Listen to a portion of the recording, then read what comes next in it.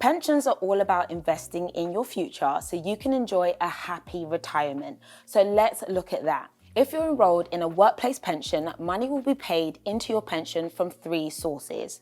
Your employer will pay into it, you'll pay into it, and the government will boost whatever you pay by 25%. All these payments are called contributions. So if you hear talk about workplace contributions or employee contributions, they're referring to the payments you or your employer are making into your pension. Payments and contributions are the same thing. If you are eligible to join the scheme, by law, your employer has to contribute at least 3% of your qualifying salary into your pension. So, for example, if you earn $30,000, they'll pay in at least £712 a year.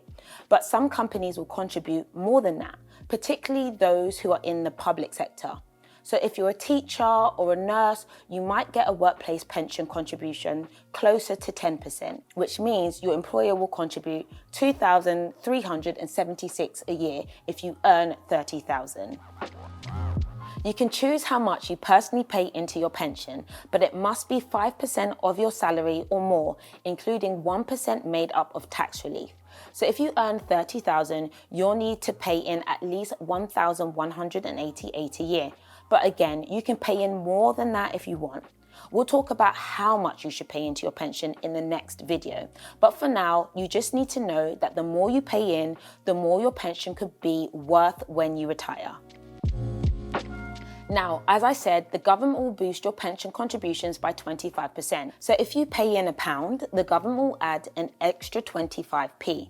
It's basically a perk to encourage you to save for your future. And it's a really good one. It's free money, guys, so make the most of it. If you're a higher or additional rate taxpayer, you'll get even more back from the government, but you'll need to complete a self-assessment tax return.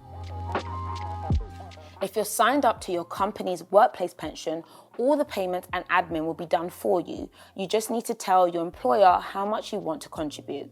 But if you forget or they don't ask you, don't worry, they should set your contribution at the minimum 5% by default. That said, speak to your HR department if you're not sure. Mistakes can happen, so it's best not to leave things to chance. Once everything is set up, contributions will be made automatically each month when you get paid, and you can see the details on your payslip. So that's all good if you work for a company, but what if you work for yourself or if you're out of work? Well, you can still save towards your retirement by putting money into a personal pension. You won't get employer contributions, but the government will still boost whatever you pay in by 25% or more. And hey, that's still free money. So make sure you're paying into a pension and don't put it off, no matter how busy you are. If you delay putting money into your pension now, you'll need to pay a lot more in the future to catch up. So let's recap. 1. Money paid into your pension is called a contribution. 2. If you're in a workplace pension, your employer will contribute at least 3% of your qualifying salary. You'll contribute at least 4%, and the government will boost your contribution by 25%. 3. If you're self-employed or unemployed, you can still contribute into your own personal pension. You won't get an employer contribution, but the government will still help you boost your contribution by 25%. And that's free money.